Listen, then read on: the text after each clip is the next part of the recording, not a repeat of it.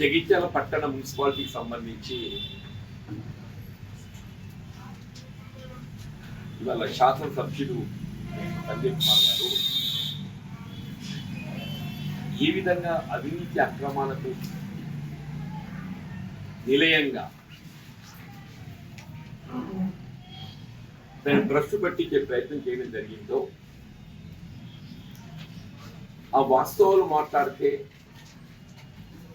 ఉన్నది మాట్లాడితే ఉలికి పడ్డట్టు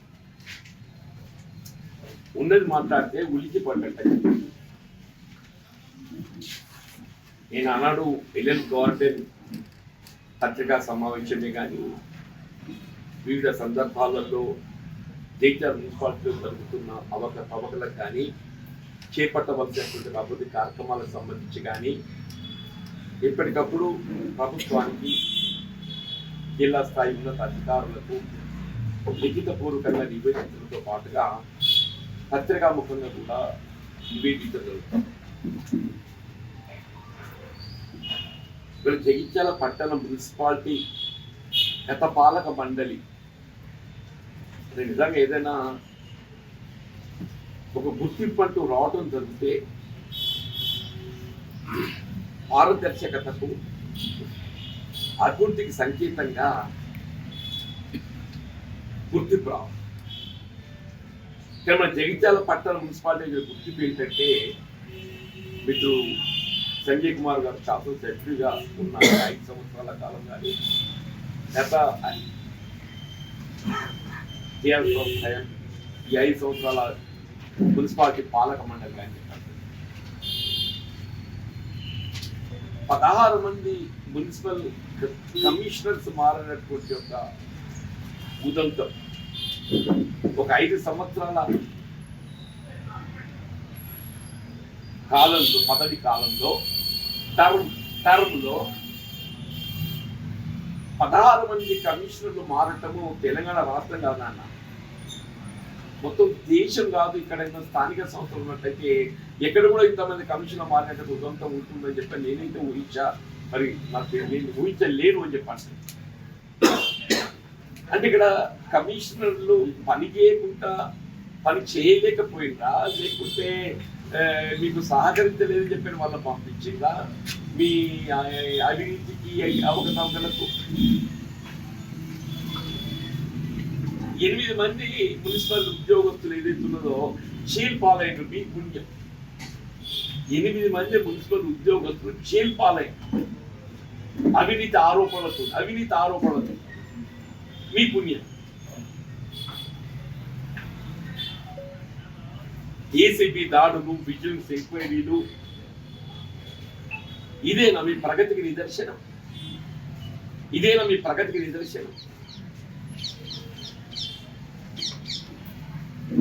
చివరికి ఏదైతుందో మీరు ఎన్నుకున్నట్టు మీ పార్టీ మున్సిపల్ చైర్పర్సన్,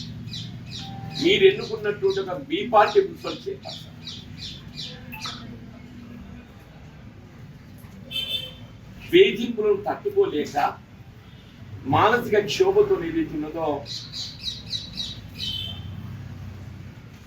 చివరికి పదవికి రాజీనామా చేయడం జరిగింది.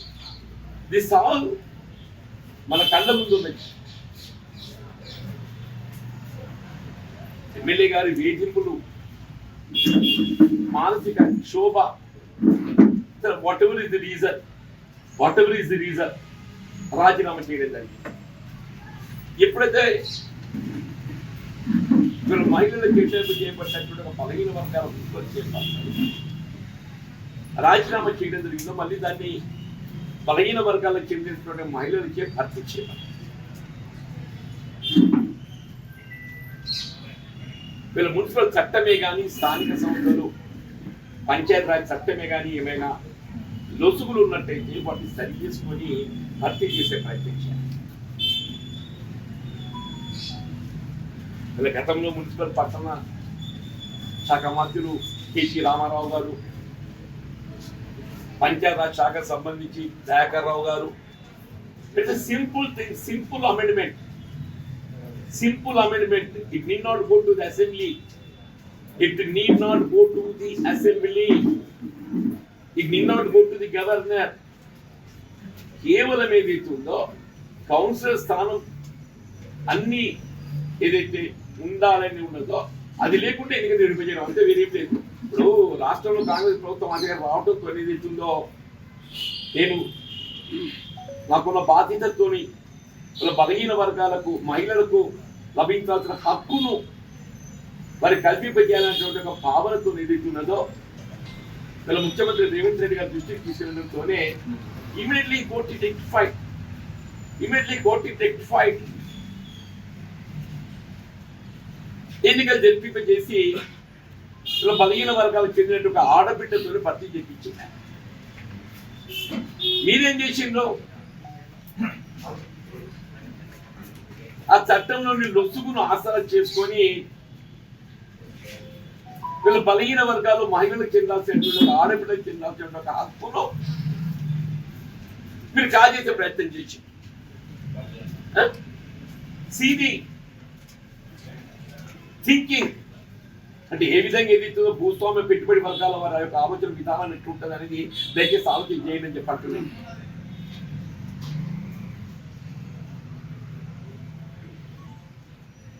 మీరు నాకున్నంతవరకు మీరు మార్పు కూడా అక్కడే పక్కన పెట్టానే. వైస్ చైర్మన్ ఏదైతుందో చైర్మన్ ఖాళీ ఉన్న పరిస్థితుల్లో vice chairman hold the chairman in charge. It's routine procedure. Master plan అసలు జోనల్ నాయన నువ్వు ఎమ్మెల్యే ఇవాళ కాలే. This is not the first term for you. This is not the first term for you. మీరు కొత్తగా ఎమ్మెల్యే అయినోడు కొత్తగా సర్పంచ్ నేను నినాగమన అయినా కదా కొద్దిగా టైం అయినా అది ఏం చేయాలో తెలుసుకొని చేస్తా అని చెప్పండి. ఇది సంథింగ్ మీనింగ్. 10 ఏళ్ళుగా నువ్వే రాజ్యం చేస్తున్నావు కదా.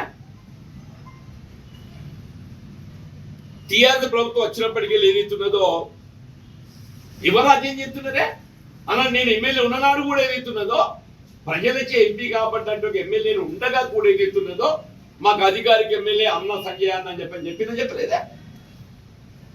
దయచేసి అధికారులందరూ కూడా మీరు సంజయ్ అన్న ఆదేశాలు వారి యొక్క సూచనలు పాటించాలి అధికారికంగా పత్రికాముఖంగా. ఏమయ్యా ఎక్కడి ప్రజాస్వామ్యం ఏంటి? 10 ఏళ్ళకి రాజ్యం చేసుకుంటా నేను నిన్నగా మొన్న గెలిచిన అయ్యో ఇవన్నీ నువ్వు ఏ జోన్లో రెగ్యులేషన్ అని చెప్పంటున్నావు. 10 ఏళ్ళకి ఏమైంది నీకు ఎవరంటే వచ్చిందే అని అనేది ఇస్తుందో. గత మున్సిపల్ ఇది విజయలక్ష్మి గారు ఉండగా 100 ఫీట్ల విస్తరణకు ఏదైతుందో డైరెక్టర్ ఆఫ్ టౌన్ ప్లానింగ్ వెళ్ళి ప్రభుత్వం నివేదించింది. ప్రభుత్వం దగ్గర లాయవర్ చేసిండ్రు. ప్రభుత్వం వద్ద లాయవర్ చేసింది.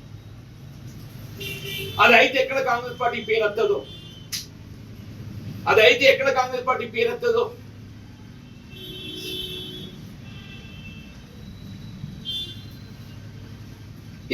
ఇదేనా రాజకీయంగా మాట్లాడితే దానికి కొంత వాస్తవానికి అనుగుణంగా ఉండాలి. ఇట్ మస్ట్ బి వాస్తవానికి అనుగుణంగా ఉండాలి. మీరు కూడా నా పదవీ కాలం లోపల టర్మ్ లోపల ఏదైనా ఆశించిన మేరకు పని చేయలేకున్నట్టు you can point it out. నేను కూడా కొన్ని పనులు చేయగలిగిన కొన్ని చేయలేకపోవచ్చు. You can point it out. యావ రోడ్ ఏదైతుందో ఆనాడు మాస్టర్ ప్లాన్ ఏదైతుందో 60 ఫీట్లకే పరిమితమై ఉండే నేను 60 ఫీట్లు అమలు చేసి నేను ఒప్పించి చెప్పంటాను. నేను ఇప్పుడు ఇంటికి నేను వెజ్ నాన్ వెజ్ మార్కెట్, ఇంటికి వెజ్ నాన్ వెజ్ మార్కెట్. సరే మీరు చొరవ తీసుకొని నిర్మాణం పూర్తి చేయించండి, సంతోషం. ఇనాగ్రేషన్ చేయించారు. 2 సంవత్సరాలు గడిచిపోయింది. ఇనాగ్రేషన్ చేసి అంటే గత ప్రభుత్వ హయాంలో ఉందని ఇనాగ్రేట్ చేసి మనం ప్రారంభోత్సవం చేసుకోవడం అంటే ఏంటి? దాన్ని వినియోగం చేయడం కదా. ప్రారంభోత్సవం చేసుకోవడం అంటే దాన్ని ప్రజల సౌకర్యార్థం వినియోగంలోకి తేవడం.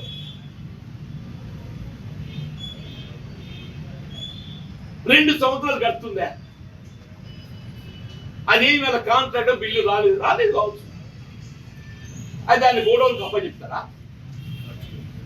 కాంట్రాక్టర్ బిల్లులు రాకుంటే అది వ్యక్తిగత వినియోగం కొరకు ఏదైతుందో మున్సిపల్ ఆస్తి గోడౌన్ అప్పచెప్తారా? లేదా గౌరీశంకర్ ఎవరో పుణ్యాత్ముడుగా ఏదైతుందో ఆయన ఒక్కరి బిల్లు రాకుండా నువ్వు ఇంత ఆపద పడుతున్నావు, ఆయన ఒక్కరి బిల్లు రాకుండా నువ్వు ఇంత ఆపద పడుతున్నావు. మున్సిపాలిటీ పని చేసే చిన్న చిన్న కాంట్రాక్టర్ పాపం, ఇదే మున్సిపాలిటీ పనిచేసే చిన్న చిన్న కాంట్రాక్టర్ 1,00,000, 2 లక్షలు, 5 లక్షలు, 10 లక్షల లోపల వాళ్ళు అందరూ 10 లక్షల లోపల వాళ్ళు చెప్పంటాను నేను. జగిత్యాల మున్సిపాలిటీలో చిన్న చిన్న కాంట్రాక్టర్ 1,00,000, 2 లక్షలు, 5 లక్షలు, మ్యాక్సిమం 10 లక్షలు వాళ్ళకు బిల్లు వస్తలేవు. మనం నేసిన సీసీ రోడ్డు కబ్జా పెట్టుకుంటావా? ఇప్పుడు గుత్తదారి ఏంటిగా చేసిన రోడ్డు బిల్లు రాలేదు. మీరు అనేది ఏంటి? బిల్లు రాలేదు కాబట్టి దాన్ని కబ్జా చేసినట్టు మీరు నాకు ఐ కుడ్ అండర్స్టాండ్. అమ్మ ఆదర్శ పాఠశాల పాపం మహిళా సంఘాలు పనులు చేసిందా?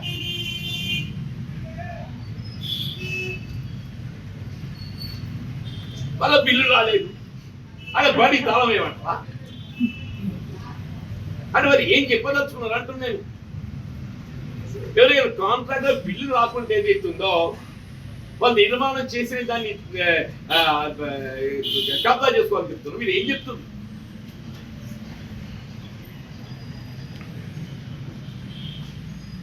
ఈ ఇంటిగ్రేటెడ్ వెజ్ మార్కెట్ ఏదైతే ఉందో, వెజ్ నాన్ వెజ్ ఉందో, మున్సిపాలిటీకి మళ్ళీ 25-30 లక్షలు పెట్టి పనులు చేసింది అంటున్న ఇన్ఫ్రాస్ట్రక్చర్ మౌలిక సదుపాయాల కల్పన కొరకు. Hi friends, thank you for watching this video. ఈ వీడియో కనుక మీకు నచ్చినట్లయితే దయచేసి లైక్ చేయండి, షేర్ చేయండి. ముఖ్యంగా మా ఛానల్ 24/7 న్యూస్ టీవీని సబ్స్క్రైబ్ చేసుకోండి.